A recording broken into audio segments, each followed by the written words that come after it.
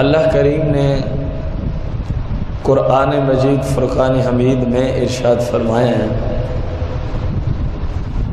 فَصَلِّ لِرَبِّكَ وَانْحَرْ، سورہ الکوثر میں فصلی اے محبوب آپ نماز ادا فرمائیں لِرَبِّكَ، فقط اپنے رب کے لیے۔ اور آپ سب کو پتہ ہے کہ عبادت صرف اللہ کریم کی ہی کی جا سکتی ہے۔ اس صلاۃ سے مفسرین کرام نے فرمایا کہ نماز عید مراد ہے، کیونکہ ساتھ ہی آگے ذکر ہے وَانْحَرْ، اور آپ قربانی کریں، اور آپ کیا کریں؟ قربانی کریں۔ قربانی فقہائے اسلام کے نزدیک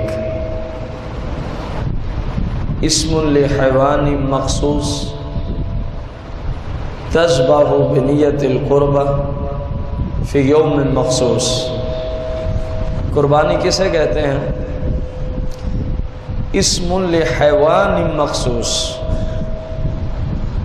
ایک مخصوص قسم کے جانور کا نام ہے، کیونکہ ہر جانور کو آپ قربانی کی نیت سے ذبح نہیں کر سکتے۔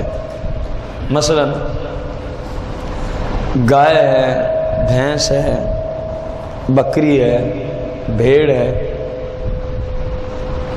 اب یہ اگرچہ قربانی میں ٹھیک ہیں لیکن ان میں سے بھی ہر ایک کو نہیں کر سکتے، ان میں بھی وہ خاص قسم کے جانور ہوتے ہیں، اپنی عمر کے اعتبار سے، اپنے جسم کے صحیح سلامت ہونے کے اعتبار سے، اس لیے فرمایا کہ اسم لحیوان مخصوص، قربانی ایک مخصوص جانور کو تذبح بنیت القربہ، اس کو ذبح کرنا بنیت القربہ صرف اللہ کی رضا کی خاطر، قربت اور ثواب کی غرض سے اس کو ذبح کرنا۔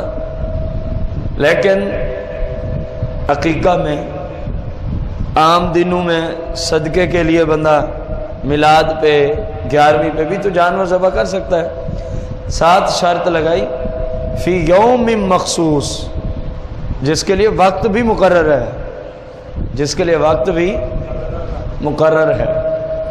10 ذو الحجہ کی عید نماز ادا کرنے کے بعد